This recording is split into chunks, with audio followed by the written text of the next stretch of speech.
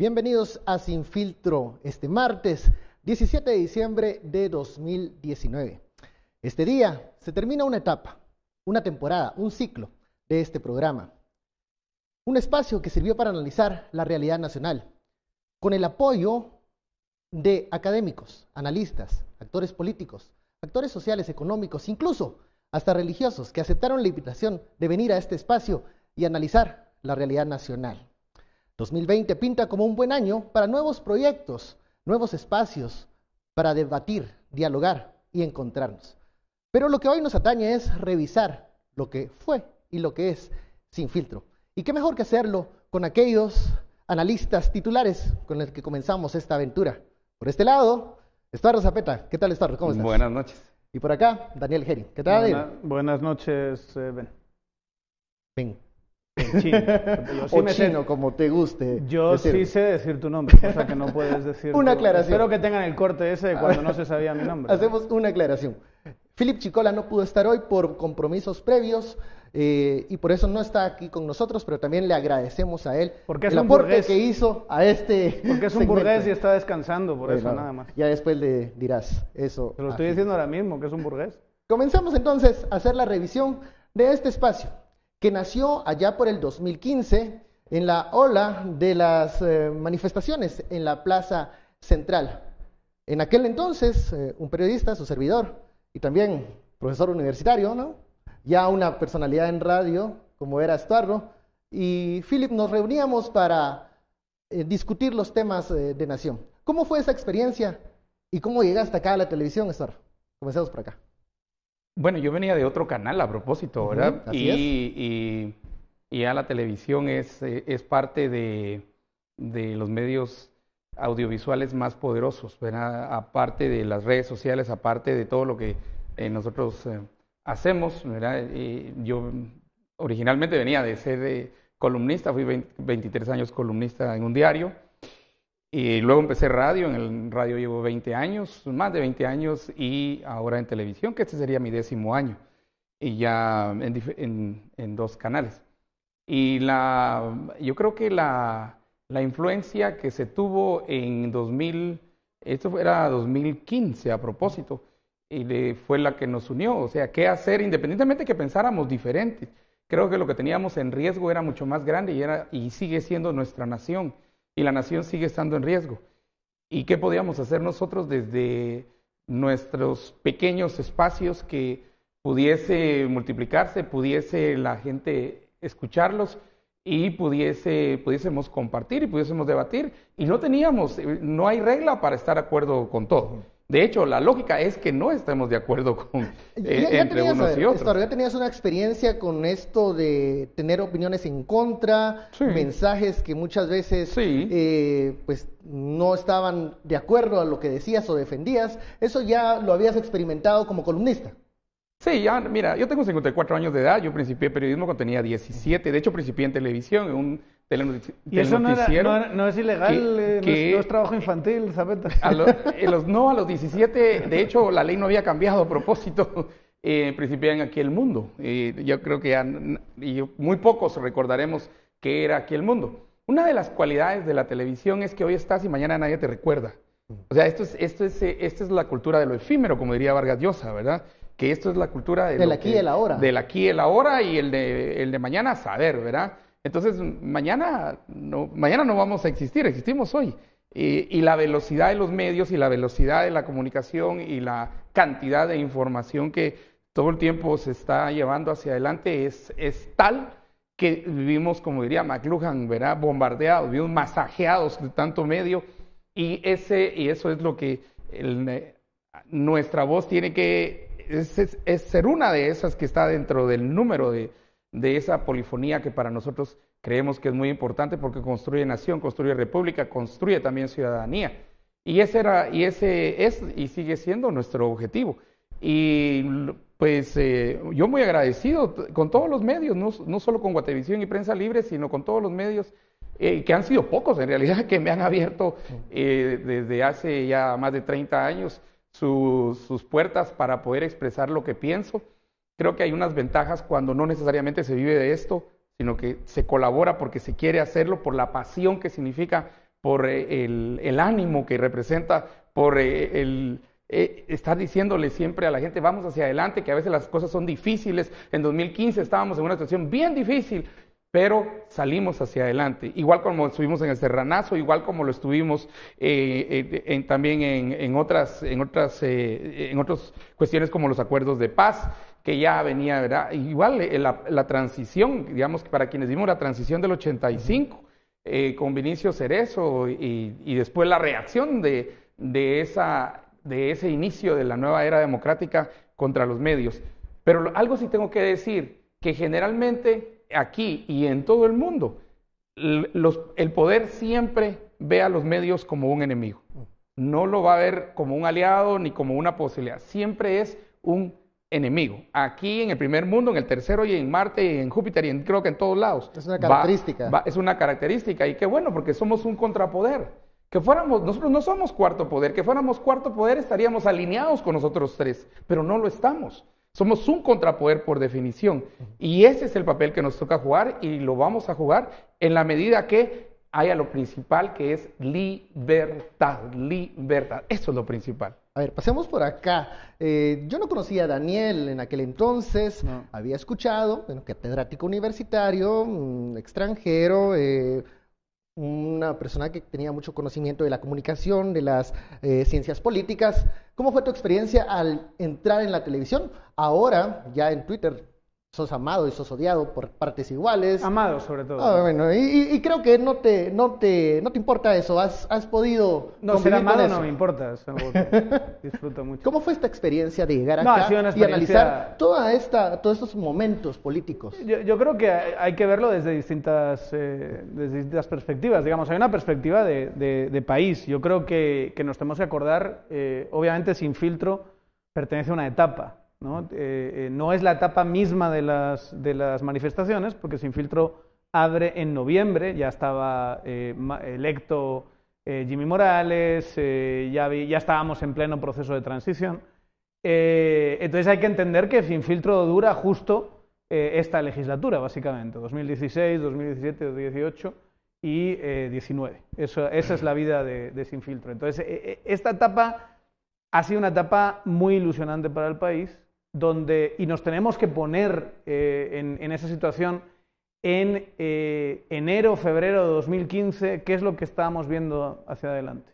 Estábamos viendo que teníamos? Casi seguro ganaba Valdizón las elecciones, que iba a ganar con además una bancada muy grande, muy fuerte, que las bancadas que venían detrás eran la mafia del PP, la UNE y sus esbirros. No había demasiada esperanza de renovación, de cambio, de mejora en ese principios de 2015. Y yo sé que ahora se está viendo las cosas y se está sintiendo que hay un proceso de regresión, que la lucha contra la corrupción de alguna manera se ralentizó, que hubo un abandono por parte de una comunidad internacional que estaba muy encima de Guatemala, como es muy normal en procesos como estos, ¿no? Sin la presión externa es prácticamente imposible que estos procesos políticos en un sistema que está prácticamente capturado sigan adelante. Y de hecho hoy representa ese día, hoy representa a propósito de la reunión del presidente Trump y el presidente Morales. A Jimmy Morales como dándole así un golpe en el lomo, diciendo gracias por haberte bajado los pantalones y haberme entregado lo que yo quería y básicamente era la soberanía del país y hacerlo sin rechistar y con opacidad y todo eso. Yo sé que estamos viendo este momento como un momento de regresión, pero nos tenemos que volver otra vez a ese enero, febrero de 2015 y ver que este país en 4 años ha cambiado mucho y que se han abierto posibilidades políticas que no sabíamos en ese momento ni sospechábamos que se iban a abrir, que se rompió la estructura de Valdizón, que se rompió la estructura del PP, que tuviste un movimiento ciudadano que hasta 2018 tuvo fuerza y vigor, ¿verdad? Que todo eso queda en la memoria y demás, y que yo creo que desde este programa es una pequeña gotita, porque esto es un proceso mucho más grande, pero creo que contribuimos a que existiese ese debate y demás. Entonces, esa es la perspectiva nacional, y la esperanza de un cambio para este país que es el nuestro, es el país donde vivimos, es el país de nuestros hijos, es el país donde pagamos impuestos, es el país donde queremos tener una vida futura y queremos morir. ¿Un país en donde caben todos? Y enterrados, no, donde estamos todos los que estamos. Otra cosa es qué oportunidades, posibilidades tienen las personas que están aquí, y el censo reciente te dice que ha habido millones de personas en los últimos años, más incluso de las que nos pensábamos, huyendo básicamente del país y yéndose a Estados Unidos y mandando dinero de vuelta, que es lo que tiene a este país en una especie de bálsamo, y es lo que lo sostiene ahora mismo en muchos sentidos, política, socialmente y demás. La pregunta que me hacías a nivel personal ha sido un ejercicio interesantísimo, ¿no? Alguien que yo estaba acostumbrado a una vida universitaria de profesor en varias universidades, sobre todo estaba en la Universidad Francisco Marroquín,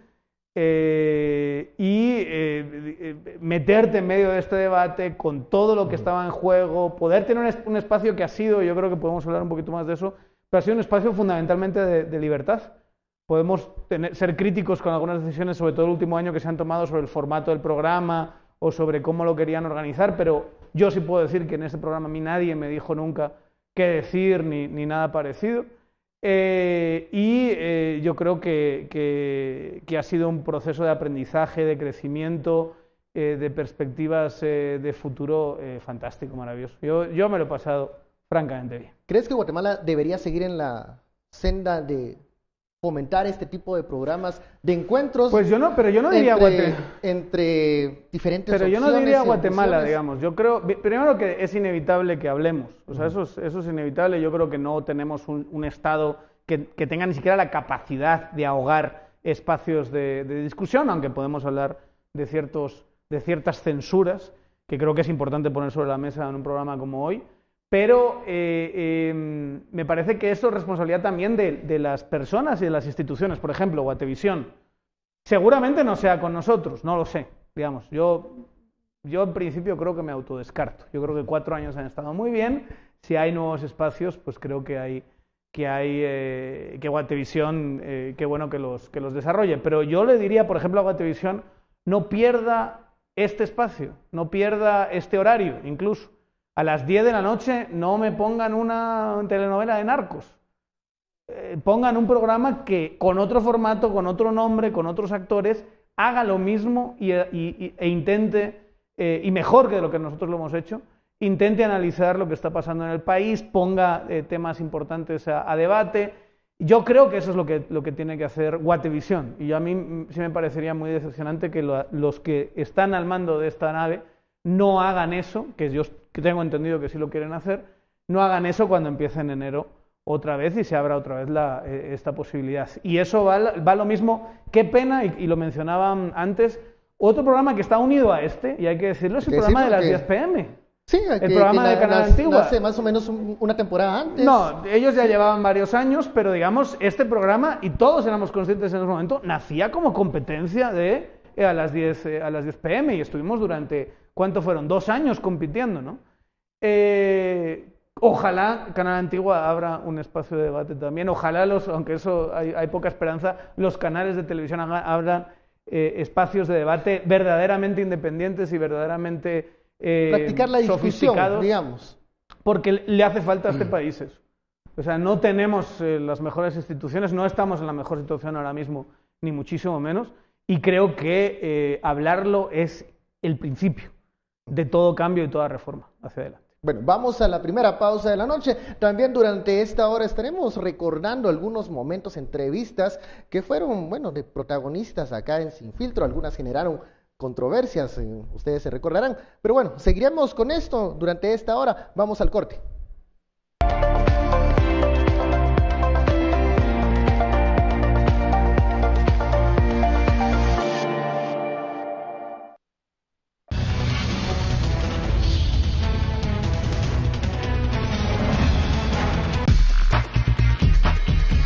Hablemos de otro tema que también será una papa caliente para la próxima administración: salud, educación, pactos colectivos, su relación con los sindicatos, cómo abastecer a estos ministerios que son elementales para la atención del guatemalteco, presidente. Bueno, si ustedes se recuerdan, nuestra campaña efectivamente hacía énfasis en 4 temas. Salud como lo más importante y es lo que es, mejor dicho, educación es lo más importante, pero salud como lo más urgente. En los hospitales se nos muere gente si no hay medicinas, se nos muere gente si no hay recursos y se pone la gente molesta, salubrista, si no tiene los recursos para poder atender. En los primeros 6 meses nosotros tenemos que tener solucionado, sí y solo sí, el tema de hospital. 6 meses. 6 meses. Lo voy a apuntar. ¿Qué van a hacer con los pactos colectivos? Los pactos colectivos hay que darles el tratamiento que debe dárseles. Recuerden ustedes que es la Procuraduría General de la Nación la que tiene que estudiarlos y poder no solamente evaluarlos y declararlos lesivos, sino que de ahora en adelante es la Procuraduría General de la Nación la que tiene que aprobarlos. Pero ni siquiera un ministro tiene que aprobar eso. Hay una figura en el pacto colectivo, particularmente del sector salud, que permite cerrar el pacto, o mejor dicho, que permite denunciar el pacto. Y eso es una potestad del Ministerio de Salud y del Ministerio de Trabajo. ¿Ustedes trabajarían un poco en la línea de denunciar el actual pacto de salud? Yo creo que nosotros debemos trabajar en la línea de denunciar todo aquello que vaya en detrimento y en perjuicio de la nación. Pero ¿y el pacto colectivo? Por eso, ahí está incluido. ¿Pero sí lo consideran en perjuicio de la nación? Dentro de todo lo que está ahí, hay imposibilidades de pago. Y eso no es algo que lo diga yo, eso lo dicen las matemáticas. Su relación con los medios de comunicación, con los periodistas, yo detecto que usted tiene a veces cierta irritabilidad a algunas informaciones, en una forma de hacer periodismo. Nosotros queremos una garantía de que se va a dejar fiscalizar, porque comienza a mencionar temas como decir solo la verdad, cambiar la forma de hacer periodismo, una línea muy delgada ahí entre dejarse fiscalizar o no querer escuchar lo que Mira, no yo conviene. No veo líneas delgadas, yo no dije no digan nada, yo no dije digan mentiras, yo dije digan la verdad. ¿Qué es la verdad? La verdad es la verdad, bien queichín. La verdad es la verdad. Si yo me robé el dinero, hay que decirlo. Si hay pruebas, señalamientos, hay que decirlo. Pero vuelvo al titular de hoy en la mañana del matutino. Decía, hay divisiones. Y ustedes leen las declaraciones. Fue el diario de las dos Prensa personas. Libre, para ser directos. Exacto. Fue el diario Prensa de siglo, fue el diario Prensa exacto. Libre. Y lo que dice la entrevista no es lo que está en el titular. ¿Ya? Si Entonces, cuando yo digo la verdad, es la verdad. Y me preguntaste, aunque duela, pero que sea la verdad. La verdad, aunque duela, decía el entonces presidente electo Jimmy Morales aquel 15 de diciembre de 2015. Una entrevista que generó mucha controversia y polémica en su momento. Estuardo, ¿te recuerdas de esa entrevista? Acababa de salir victorioso Morales de aquella elección. Hace 4 años, ¿verdad? Sí, hace 4 años. Hace 4 años. Quizá hoy o ayer, hace 4 años. Hace 4 años, sí. Justo hace 4 años. Hace 4 años. Y solo quería recordar algo que el mismo Jimmy Morales venía precisamente del lugar donde nosotros habíamos estado, que era en las manifestaciones desde mayo de 2015. Y recuerdo todas las veces que transmitimos desde el Parque Central. Desde ahí transmitimos las manifestaciones de 2015. Estamos hablando ya de junio, de julio, muchas veces debajo del agua porque llovía. Y ahí estuvimos hasta agosto, era transmitiendo, y yo creo que esa era más la emoción. Y ese resultado, porque estábamos en elecciones, fue que Jimmy Morales fue electo presidente. Ya sabíamos que iba a tener resquemor y alergia a los medios, eso pues no ¿Lo había... detectaste en esa entrevista? Desde o antes. Desde antes. Y no solo eso, sino que la gente cuando alcanza el poder tiene una cuestión que es sorprendente. La gente quiere que los medios los alaben, ¿verdad? Que les tiren lisonjas, que los apapachen, que les digan cuán bellos son, maravillosos. Que de alguna manera Jimmy Morales es a lo que estaba acostumbrado, Estuardo, ¿verdad? Sí, pero él hacía un programa de humor, pues. Pero era un artista que estaba acostumbrado de alguna manera al aplauso, a la risa. Y eso entonces, es política, cuando llegan espacios donde lo critican, es complicado. Y esto no están acostumbrados. Y básicamente es otra clave la que nunca estuvo preparado a llevar hacia adelante. Ahora pues también ya es 4 años después. Pero miren, como todo error es pedagógico, la pedagogía aquí es para Yamatei. Para Yamatei es la pedagogía aquí y está tan clara y está tan visible y todo eso está disponible. Afortunadamente está disponible para que aprendan, para que vean, para que también del error se va a aprender. El error también es pedagógico y ojalá aprendan de Pero eso. hay otra parte de pedagogía, Estuardo, que creo que hay que hacer. Claro, esto es un programa de actualidad, entonces cada día se habla de una cosa nueva una coyuntura, y no teníamos una crisis, tanta oportunidad a mirar hacia atrás y menos a mirar hacia atrás de nuestro mismo programa. Sí. Pero esto no soy yo agarrando el garrote y dándoles a ustedes, porque claramente yo no me tocaba ese día, yo no estoy en esa entrevista. Pero yo he estado en otras de formato similar. Sí creo que tenemos que plantear algo que creo que es bien importante. Estas entrevistas de 3 entrevistadores, un entrevistado, no funcionan.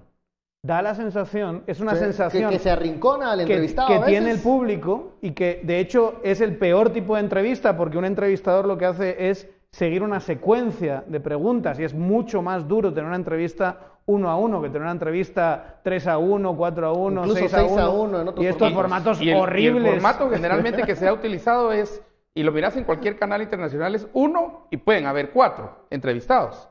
Claro, pero no al revés. No un entrevistado y 3 que preguntan, ¿verdad? Cuando ves todos los programas buenos y todos los buenos entrevistadores, si hay 2 entrevistadores es porque se les asigna tiempo. 8 minutos tú y haces la entrevista. Y luego hay otro segmento donde el otro cambian de entrevistado. Había un programa, por ejemplo, en Fox, que yo me acuerdo que veía bastante en su momento, que se llamaba Hannity and Combs, y que lo que hacían era esos turnos, pero tenían tiempos asignados. Los buenos entrevistadores, los entrevistadores de la BBC, los entrevistadores de CNN... Lo hacen 1 a 1. Es 1 a 1. Y además el público no tiene esa sensación de que estás linchando a la persona que está ahí. Y eso le pasó a Jimmy Morales, no siendo presidente, siendo candidato o siendo presidente electo, varias veces. Y esta entrevista no fue una excepción. Daba la sensación, como espectador desde fuera, que se le estaba tirando entre 3, cuando en realidad la calidad de la entrevista baja porque tú haces una pregunta, Estuardo tiene otra, después yo tengo otra, y entonces cada uno va cambiando un poquito. Ellos la definieron como linchamientos, ¿te acordás? ¿Verdad que la definieron como linchamientos? Tienen razón en el sentido en que estéticamente sí se ve así, aunque no lo sea de facto. Sí, la percepción es esa. Es clarísimamente cuando tienes 3 y los 3 están así como, pero ¿qué es la verdad? Mójate, porque ahí estaba con Jimmy Los Sofadas, ¿va? Estaba diciendo, no, es que lo que después se llamaría lo que es bueno para el país, filosofías. Pero es bueno para el país esto, es que quizá que no sé qué, que sí, que no, y luego a quejarse de la prensa y lo mal que le tratan, digamos. O sea, no estoy defendiendo tampoco que estuviese muy bien en la entrevista, pero para siguientes espacios, para espacios de este como televisión. ¿Saben qué? Un día, si viene un personaje de este estilo, no inviten a los analistas. Si vamos a tener un conductor y varios analistas, ese día que viene el presidente o que viene el ministro, que viene un diputado importante en un momento de coyuntura, que se quede solo el conductor con él. Y que sea 1 a 1. Y que sea 1 a 1 y que sea una entrevista como las que hay maravillosas y ejemplos maravillosos en la historia del periodismo mundial. Sigamos en esa pedagogía. Para el presidente electo y su relación con los medios, las entrevistas, las preguntas que no son agradables, ¿cuál debería ser la postura? Bueno, ahí sí hay que ser incisivos. Hay una entrevista, digamos, yo estudio periodismo, no lo he ejercido, muchos te dicen periodista, es mentira, uno no es periodista. Digamos, al final uno se dedicó más a la academia y hacer análisis político no es periodismo. Yo no lo entiendo como periodismo. Periodista es alguien que hace reportajes, que hace crónicas, que está en la calle, o que hace, digamos, este ejercicio de entrevistador, por ejemplo. Pero hay una entrevista que es mítica, que yo me acuerdo de haberlo visto en una clase cuando estaba en la universidad, que es de Jeremy Paxman. Si quieren, mírenlo en YouTube, está ahí. Jeremy Paxman es un tipo de la BBC que está hablando con un político en una polémica del momento, da igual el político, da igual la polémica, claro. Y el tipo se da cuenta que no le está respondiendo. Le hace la misma pregunta 16 veces. Esto es en Gran Bretaña, cuna en gran medida de la democracia liberal y del parlamentarismo. Del parlamentarismo y de la política sofisticada. 16 veces, pero no lo estoy diciendo, no, 16 veces contadas. 1, 2, 3. La misma pregunta. La misma pregunta. Pero hizo no esto, puede hizo calificar- esto, a hizo ver, esto. Pero alguien no puede calificar eso como un linchamiento. Eso sí me da igual. Si hay 3 y le están haciendo preguntas, se ve como un linchamiento. Si hay 1 a 1 y estás diciendo, respóndeme, no me has respondido, respóndeme la pregunta, no me has respondido, respóndeme la pregunta, y lo puedes encajar en un formato para que se vea cómo se ve esa entrevista. Cuando ustedes la ven en el video, ojalá muchos de ustedes opte por verla en YouTube, te das cuenta que eso es periodismo de verdad. Eso es lo que tenemos que optar. Este país está llenísimo de políticos que no les da la gana contestar preguntas.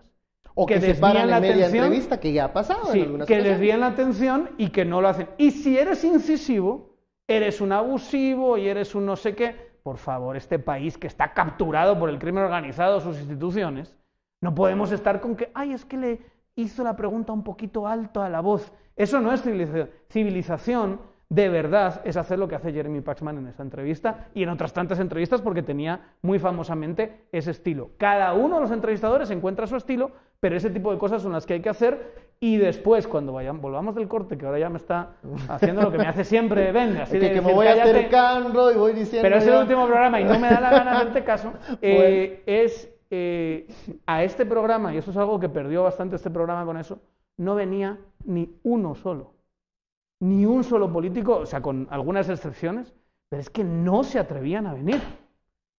No sé si por esta entrevista que han puesto el corte, porque fue como la primera grande que se tuvo en el programa, pero no venían al programa. Si había alguna polémica, ojalá hubiésemos tenido aquí al protagonista de la polémica y haberle dado un espacio para que diese su propia versión.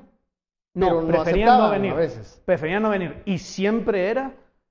no puedo, no quiero, no contestaban el teléfono. Esta es la intrahistoria que no contábamos, pero que es así. Bueno, vamos a la pausa y regresamos con más momentos de Sin Filtro y de esta revisión que estamos haciendo de este espacio de discusión y análisis. Volvemos luego del corte.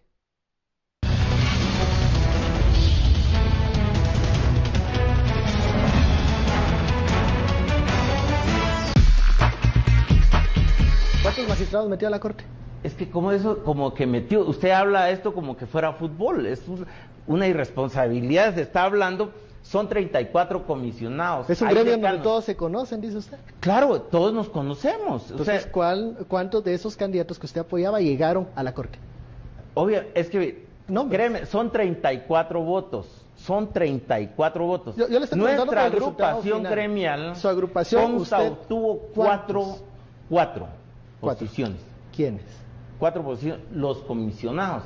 No, pero De 34. magistrados de los que usted apoyaba o creía que deberían de llegar a la corte. Nosotros apoyamos magistrados de sala y mujeres, o sea, independientemente quienes postularan, porque se necesita el concurso, entienda esto, son 2/3 partes.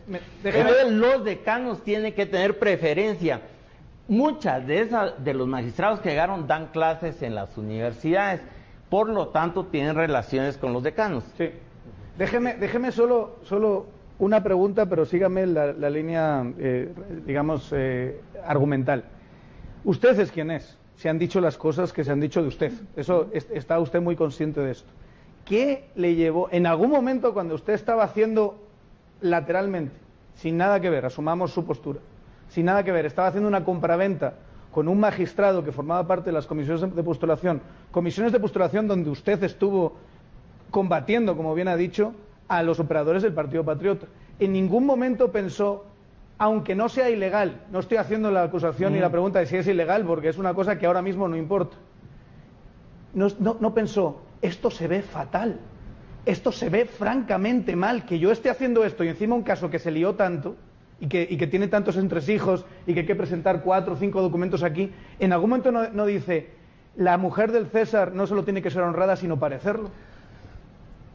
Precisamente, Siendo quien es cuando usted. usted tiene la conciencia que lo que está haciendo... Pero no es Es innecesario legal. meterse en una compraventa Mire, en medio de todo voy a- eso con un magistrado. pero- No hay otras personas que pueden Pero comprarle ya estaban, ese supuestamente apartamento. solo se trataba de comprar algo que era una oferta, su precio era bajo y podía ganar. Bueno, muchas gracias por la oportunidad, de verdad. La verdad, vine a lidiar con mi debilidad. O sea, les digo, tengo miedo escénico, me cuesta, pero gracias por la oportunidad de poder aclarar las cosas hasta donde se pudo, tenemos los documentos, creo y tengo la certeza en la verdad, y esa es la única arma con la que contamos. Bueno, agradecemos que haya aceptado esta invitación, este reto de estar aquí en Sin Filtro. Roberto López Villatoro, muchísimas gracias. Daniel, Philip, Sergio, por esta conversación muy, muy interesante. Y muchas gracias por someterse a este cuestionamiento y a esta conversación y gracias por estar aquí. Esto está como en la Inquisición. Solo, me regala un vaso de agua. Tranquilo, que no es tribunal, ya dijimos. Yo, si me dejas, Bencho, sí hay, digamos, una obligación, porque en redes sociales hay demasiados comentarios de este tipo. A la hora de venir a esta entrevista, digamos, por los nervios, ¿usted consumió alcohol? No. O sea... No, ok, no. Ahí está. Claramente era una inquietud que tenía. Yo a usted también le veo los ojos, ¿consumió alcohol usted? Pero era una inquietud de los seguidores de redes sociales.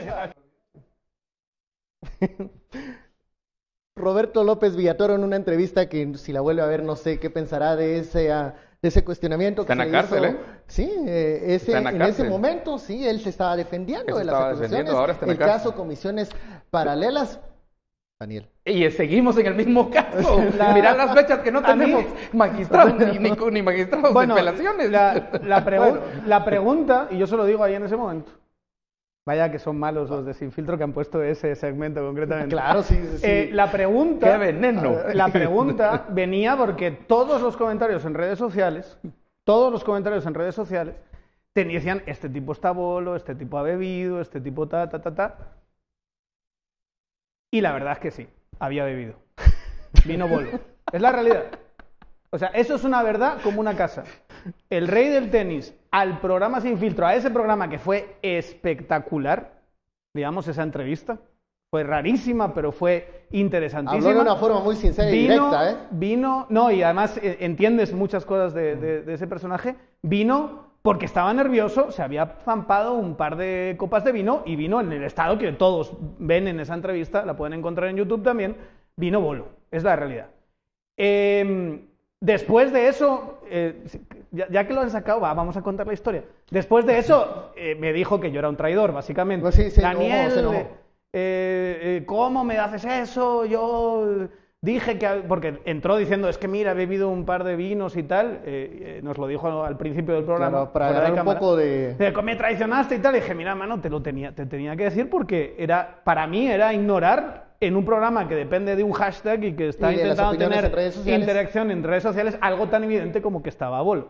Pero lo que de verdad fue impresionante ese día fue la hora que nos quedamos hablando con el rey del tenis después. Nos quedamos hablando literalmente, ¿sí o no? Sí. Ven, 1 hora para entender a este personajazo que es el rey del tenis. ¿Y cuál era su percepción en medio de todo esto que estaba haciendo? Y además, en ese momento, a mí lo que más me pareció, lo más fascinante para mí, fue que él se sentía completamente vulnerable frente a lo que estaba pasando. Era el gran, poderoso rey del tenis. Solo en ese momento. Y bueno, ahora mismo está en prisión, pero sí, fue vulnerable al final. Sabemos que todavía sigue teniendo influencia en grupos. Bueno, estamos ante un proceso de integración de cortes en un impasse. Sí, ¿no? y ahí va a estar él, porque es alguien que tiene todos esos contactos y además un encanto personal, de verdad, que hay que reconocérselo. O sea, uno entiende, el tipo cae bien, habla con todo el mundo. Él decía en la entrevista que se dedicaba a dar amor a la gente y que se dedicaba a ayudar a la gente, eso decía. Ahí está la entrevista, yo doy abrazos, yo doy amor, y yo...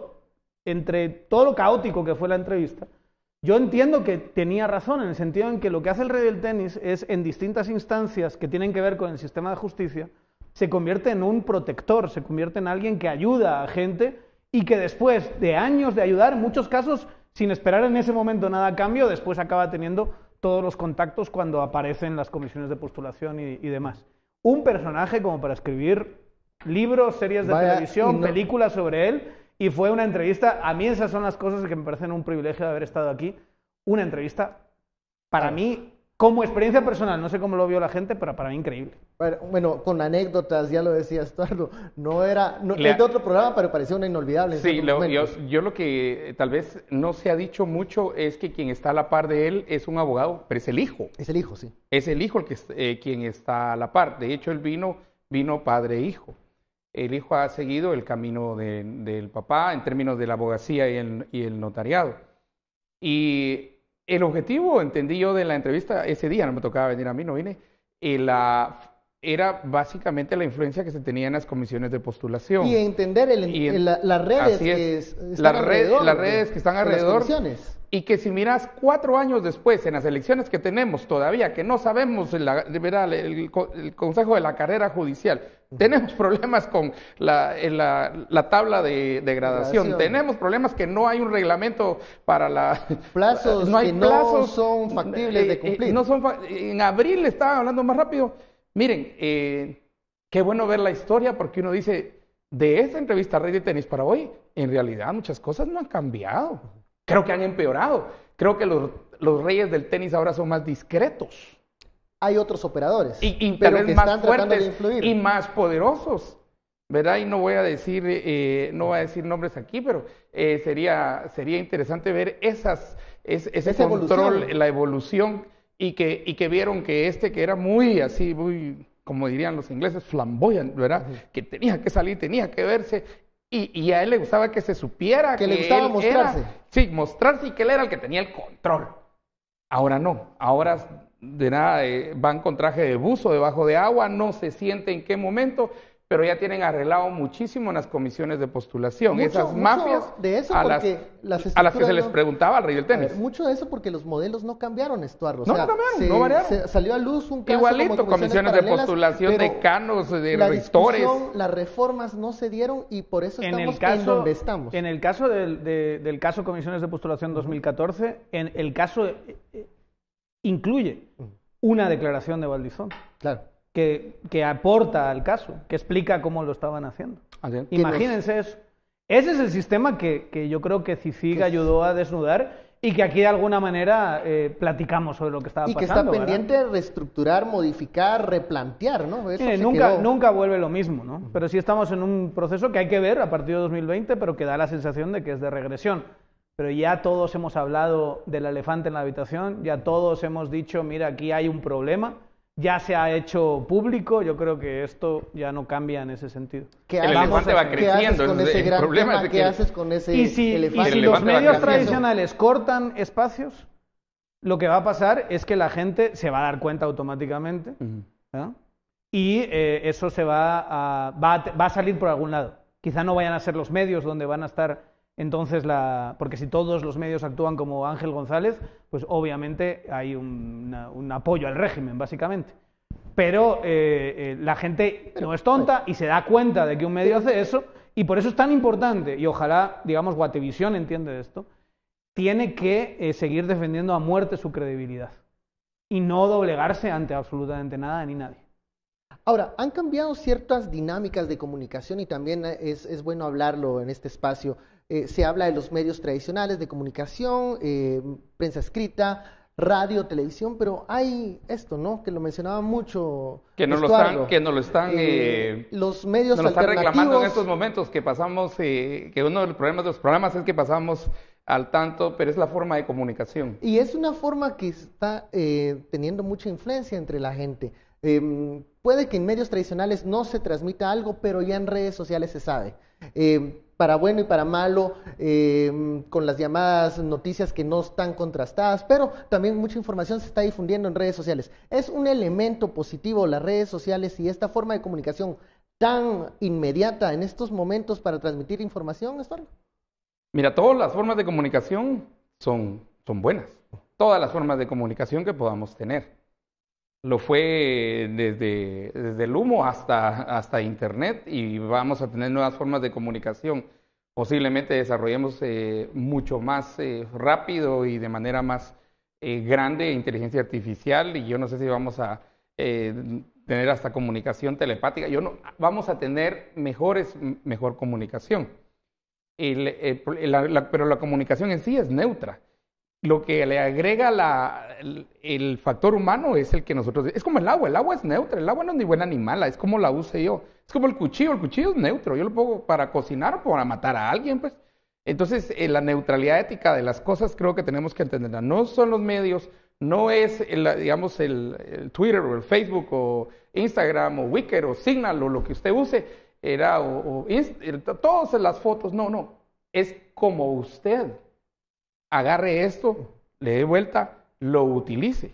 Eso es lo principal. Y yo creo que hay una queja hoy, ¿verdad? De decir, sí, que los medios... Miren, esa queja surgió igual cuando principió la radio hace siglos.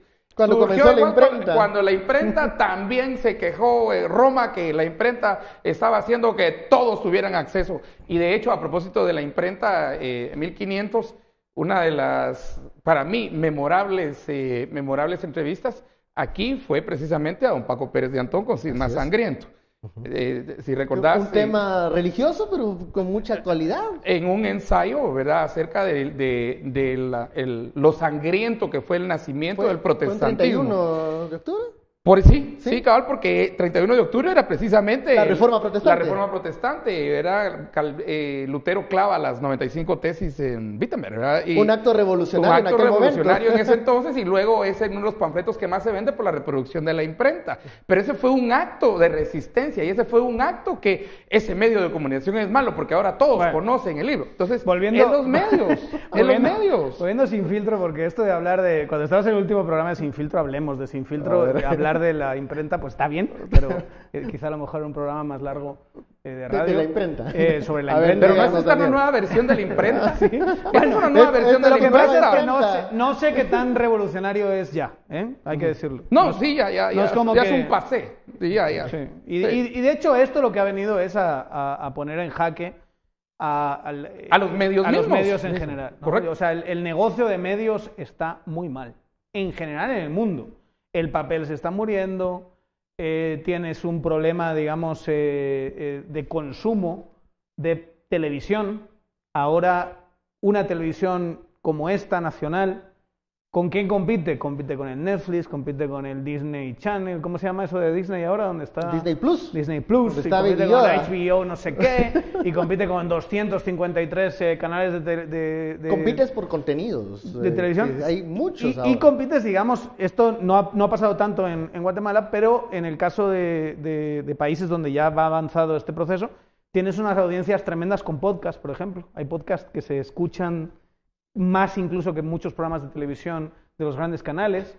Tienes a mucha gente viendo clips. Por ejemplo, el famoso programa de humor de Estados Unidos que se llama el del Saturday Night Live, ¿verdad? Ese programa, ahora ya cada vez más la gente lo consume por clips. Claro. O sea, los 5 minutos de un sketch concreto que están haciendo una representación de Trump sketch, diciendo no sé qué. Y luego otro de 2,5 y otro... muchas veces la gente no está viendo el programa entero. O YouTube, que es un medio masivo donde puedes tener un video, puede tener muchas más vistas que audiencia tiene un canal de televisión en casi 6 meses, ¿no? O sea, ese tipo de cosas son las que de alguna manera han desbaratado y han movido el piso de los medios. Y ahora estamos en otro mundo y Guatemala tiene que encontrar su propio camino y Guatevisión va a tener que encontrar su propio camino en esto. Momento de editarte tu comentario porque hay que ir a un corte. ¿Va? Cosa que no pasaría en YouTube, hay que decirlo. Volvemos luego de esta pausa.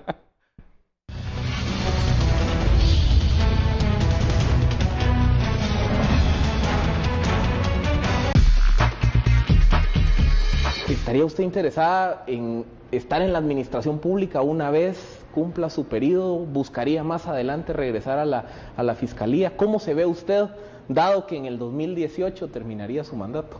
Bueno, en el 2018 yo me veo como docente en la escuela de posgrado de la Universidad de San Carlos, donde he estado por algunos años. Y en este artículo del fiscal general, yo no me involucré mucho para no generar algún tipo de interés que se pudiera dar. Y el artículo está ahí como una propuesta para discusión, puede mejorarse, puede dejarse la posibilidad de la reelección. Es un análisis que hay que hacer a profundidad. Realmente, si un funcionario, cualquier funcionario público, ha desarrollado bien su función, puede someterse al escrutinio público y optar o no a una reelección. lo vamos a analizar. Yo le voy a hacer la misma pregunta que Philip, pero más agresiva. Dada el prestigio que está adquiriendo la Fiscalía, ¿no le tienta un cargo más político? Digamos, tirarse por esa línea, más que su labor de burócrata profesional, una labor más de político electo. Yo creo que uno debe conocer sus limitaciones y en mi caso no tengo dinero y no tengo la habilidad ni la capacidad para ir a competir a este mundo político que tiene Guatemala. Yo no me puedo imaginar hablarle a la gente en un meeting y ofrecer algo que no voy a cumplir o hacer de la demagogia mi discurso, no podría, creo que no encajo en ese ámbito. Decía que no, pero sí, luego sí le interesó la política partidista, intentó ser candidata presidencial y no lo logró, ahora está en otro país, heroína para algunos, prófuga para otros, la fiscal Tel Maldana, que también estuvo acá en este plató. Heroína prófuga para otros. Heroína prófuga para otros, pero bueno, el tema sí fue también polémico en su momento. ¿Qué opinabas de aquellas personas que te clasificaban o te decían, no, tú solo defiendes tal bando, tú solo defiendes esta postura en este tipo de programas? La pregunta es para... Sí, para los dos. O sea, ganas de ¿qué opinan de esta polarización? De la polarización que a todos nos, en algún momento, nos abarcó. Bueno, y no solo eso, faceros y... Los ataques. Atacas a Jimmy Morales porque no paga publicidad. A mí me vale y me ha valido estos 4 años y mucho más ahora que me voy, si tiene publicidad Guatevisión o no tiene publicidad Guatevisión, porque yo no vivo de Guatevisión. Esa es la realidad. Digamos, aquí tenemos un contrato y tenemos un pago, pero es un pago, les digo, vamos a decirlo al aire, pero es un pago muy pequeño. Esa es la realidad. Como analistas, es algo que servía para... pero lo disfrutaba. Estaba muy bien. Y es un espacio y aprovechar este espacio y las oportunidades que te abre son fantásticas. Pero realmente, quien piense que uno estaba viviendo de esto o que le importaba, a mí que el programa lo patrocinase Soberón, que es quien al final acabó patrocinando este programa. Por los anunciantes. Los anunciantes, ¿no? O sea, si me dices, en los espacios de anuncios, ¿quién estaba? ¿Y quién nos paga? ¿Soberón nos estaba pagando? ¿Esto es una gran conspiración judeo-masónica de Soberón o qué? Luego ya, si la gente se quiere inventar que a uno le pagaban por debajo de la mesa Cicig o Soros o Dionisio Gutiérrez o el Sum Sum Corda, pues eso ya es problema de la gente. O sea, uno tiene que... Yo creo que uno tiene que intentar ser lo más honesto posible cuando estás en un espacio como esto y después, si ya la gente quiere pensar lo que sea de ti, pues está al amparo de la gente.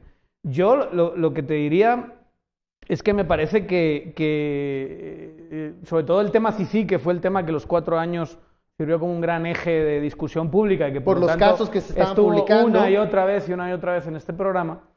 El discurso, hay una parte del discurso anti-Cicig que es tan jodidamente delirante, puedo decirlo porque es el último programa, ya me da igual que me echen la bronca, es tan jodidamente delirante que a uno en esta discusión pública donde tampoco puedes sentar en una discusión tan sofisticada cuando tienes segmentos de 12 minutos, esos ataques eran tan absurdos que uno te tenía que acabar poniendo y casi como un principio defender el proceso histórico. No defender a tal fiscal o no defender tal caso o tal error, que los hubo y muchos.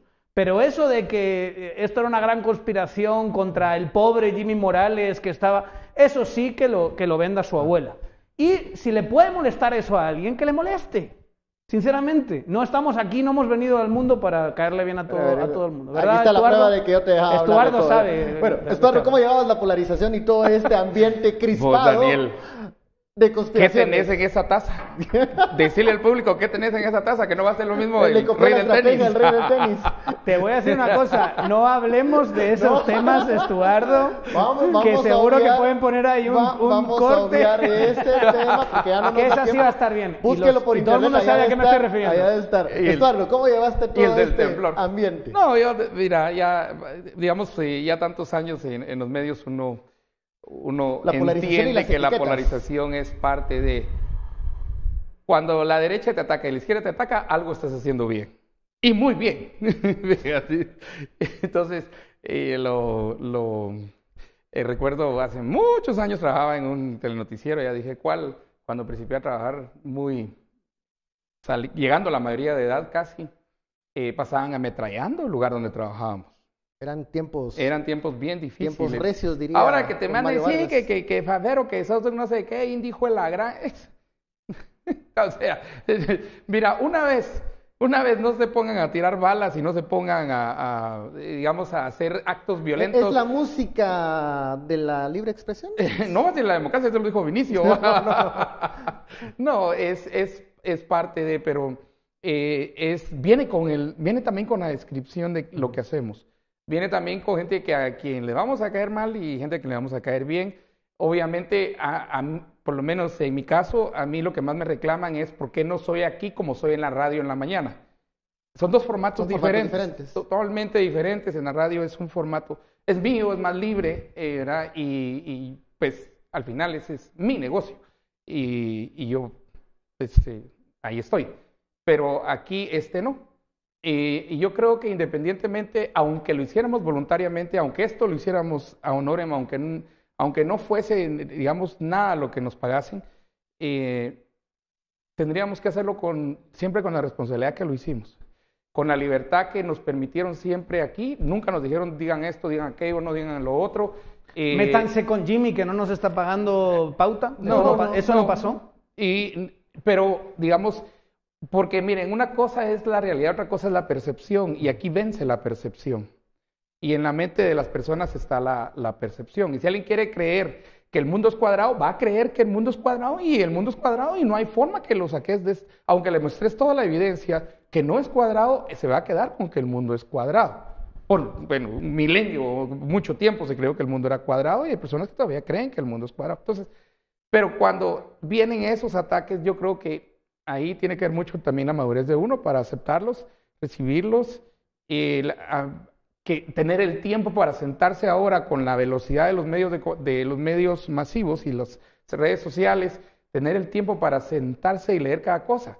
Y nosotros también trabajamos, hacemos otras cosas, no nos dedicamos, claro, no es nuestro trabajo, no es mi trabajo principal. Entonces no tengo tiempo para estarme sentando a leer qué es lo que diga cada quien y ¿verdad? Es que te acusaron de no sé qué, me van a acusar de un montón de cosas. ¿Verdad? Si yo no quiero estar acusado, o no quiero ser criticado, o felicitado, o querido, o odiado, simple y sencillamente no estoy aquí y me voy, ¿ya? Pero si estoy aquí, eso es parte de estar aquí. Nos preguntan cuál ha sido el programa más difícil, y yo creo, aunque no tenemos el video a la mano, pero fue aquel programa en donde un invitado no esperado llegó, el temblor. Ah, sí. Que estábamos con Daniel y con... Estábamos nosotros tres. Estábamos en Tical Futura. Ajá, así estábamos es, y nosotros comenzó tres. a temblar. Como se puede ver en ese video, yo me porté muy calmado. Claro. Pero se mataba la mesa un poco. Ayudé a mis compañeros a que se calmasen, ¿verdad? Está mintiendo. Lo que no saben, hay que decirlo, lo que no sabe la audiencia es que durante el temblor, estábamos en el edificio de Tical Futura, durante ese temblor, los camarógrafos y la gente del switcher, pues, por el pánico del momento, se fueron y nosotros no nos podíamos salir del aire porque estábamos en vivo. Yo creo que nos hubiésemos, realmente lo complicado... Te hubieras parado y te hubieras ido, yo no podía Lo complicado hacerlo. de eso era estar allí y decir, va, si me salgo, yo lo pensé, si me salgo voy a parecer, y no pasa nada, voy a parecer un idiota. Bueno, pero también, si luego... Y eso es algo que no ve la gente. Aquí tienes estas luces que están así, son algo pesadas. Dios sabe cómo, y con ese temblorón estaba moviéndose eso, y yo miraba hacia arriba y decía, me va a caer esa cosa en la cabeza. Voy a morir, ¿no? Del temblor. Voy a morir como un imbécil. ¿Ah? O sea, o te levantas como un imbécil o mueres como un imbécil. Exacto, me va a morir como un idiota. Y además me va a morir por no haber querido quedar como un imbécil. Entonces dijo, pues esperemos que no pase nada. No pasó nada, quedamos como un poco tontos mirando hacia arriba y tal, pero no fue ni morir. Los memes que salieron de eso fue lo mejor. En esa oportunidad. Bueno, estamos casi llegando al final. Les prometí antes del corte un espacio, un tiempo para una despedida, unos minutos. Star, adelante. Muchas gracias primero al gran equipo. Ustedes no lo ven, pero detrás de cámaras, en switcher, en sonido, hay un gran equipo, ahí están aplaudiendo. ¿Están aplaudiendo? Gracias, gracias a ustedes, gracias, de veras. Y a toda la gente que ha pasado detrás de ese detrás equipo, de cámaras, que muchas gracias. No están todos aquí hoy, por pero tenernos han pasado. paciencia. Quiero agradecerle, por supuesto, a Guatevisión y Prensa Libre, al grupo Guatevisión y Prensa Libre, por la libertad. Yo creo que eso es lo más fuerte, más grande que yo me llevo, y la defensa, como hago en radio también, de la libertad todos los días.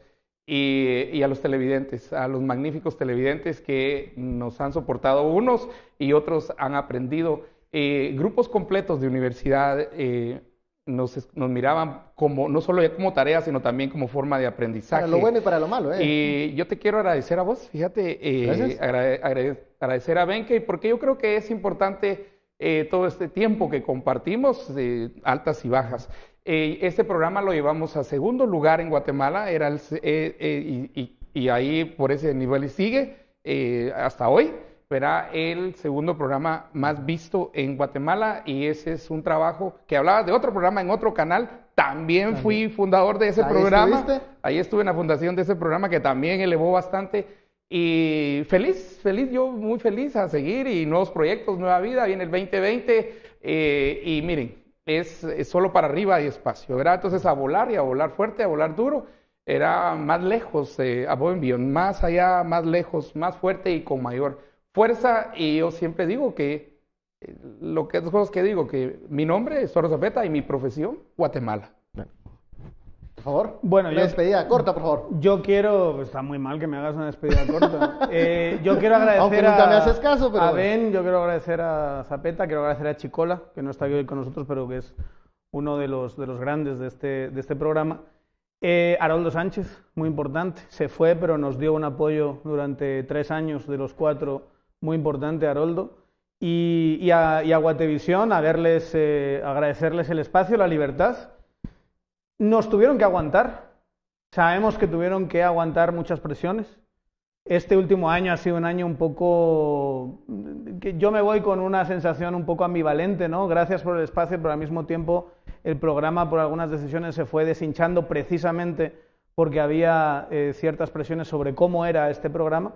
Y yo solo dejar el mensaje que además de estar profundamente agradecido por esta libertad que dio y espacio que dio Guatevisión, que no aflojen, que no dejen que ganen los que no quieren que estas cosas se hablan abiertamente, que no quieren que este país cambie, y que de alguna manera estos espacios tienen que seguir vivos, ojalá con gente más joven, más guapa, más alta, más inteligente, pero sobre todo más libre, más independiente, que pueda decir lo que pasa en este maravilloso país, y a seguir, y nos estamos viendo, porque no se van a librar de nosotros. No nos vamos del todo. Bueno, muchísimas gracias, Estuardo, Daniel, a Philip, que no está en este momento acá en el estudio, pero también le agradecemos a la audiencia. Sí, a la audiencia le agradecemos mucho esta travesía y esta compañía durante estos casi 5 años al aire. 2020 viene con nuevos proyectos, nuevos espacios de diálogo, de encuentro, de debate y de análisis. No nos vamos, seguimos fuertes y seguimos hacia adelante.